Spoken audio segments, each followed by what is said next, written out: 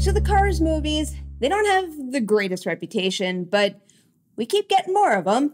The 2006 original, it's fun enough, but when you compare that to the other Pixar films we have, it's just clearly not on the same level. And that Cars sequel is just plain old bad. Maybe not the worst thing in the world, but it's not something I'd want to watch again. Cars 3 doesn't exactly make it okay that we have 3 Cars movies and just 1 Incredibles movie, but it is a big improvement on number 2, and it does tap into the good of the first film. So here, Lightning McQueen is 3 films in, and he's getting old. There's a whole bunch of high-tech race cars in the competition now. Ones like Jackson Storm, and they train on these fancy simulators while Lightning is still speeding around a dirt track. After an especially nasty crash, most of the industry thinks that Lightning is going to have to retire, but he is determined to keep racing as long as he'd like and retire on his own terms. It's actually a pretty smart idea for a third film.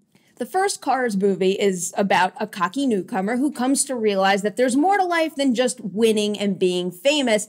And now this new one, it addresses kind of the opposite, aging and coming to terms with the possible end of a career.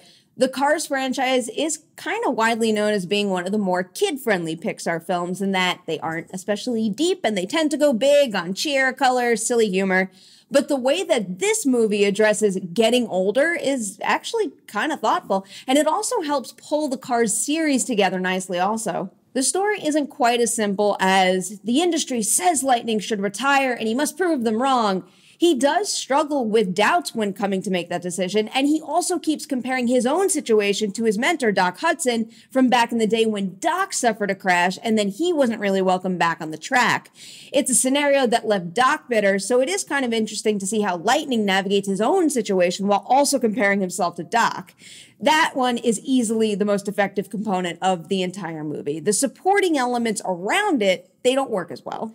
There's a good deal of fun to be had with the new technology and Lightning trying to figure out things like the new treadmills and the race simulator, but what's the high-tech centerpiece of the film and basically the film's villain, Jackson Storm, he's kind of forgettable. Cars 3 really might as well have been Lightning versus all of the new high-tech cars, because the only thing that makes Jackson special or different is that he's voiced by Armie Hammer. And Cars also introduces a new character named Cruz Ramirez too. She works at a fancy training facility and winds up becoming Lightning's trainer.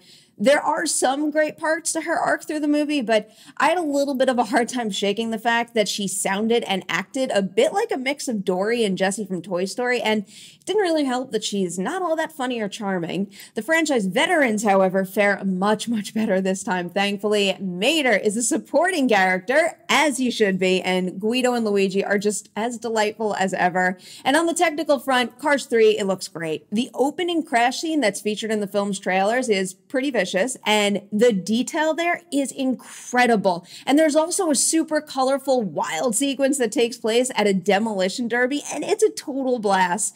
It's kind of hard not to be super tough on Cars 3 and the Cars franchise overall when it exists alongside Pixar greats like Toy Story, Finding Nemo, WALL-E, and that's just to name a few. But at the same time, those films offered kids a great time, and they also had a moving storyline that would stick with adults too. Cars 3 is better than Cars 2, but similar to the first Cars, the third movie feels a little childish and thin. I'm going to give it a 3 out of 5 on the Dewey Decimal movie scale. It's some good, light fun, but there's also one too many jokes that just don't land, and the story resonates a little, but not nearly as much as it could have, which is kind of a shame because given what Lightning is going through here, this actually could have been the Cars movie to strike a chord with moviegoers of all ages and be more like some of the other Pixar movies we've all come to know and love.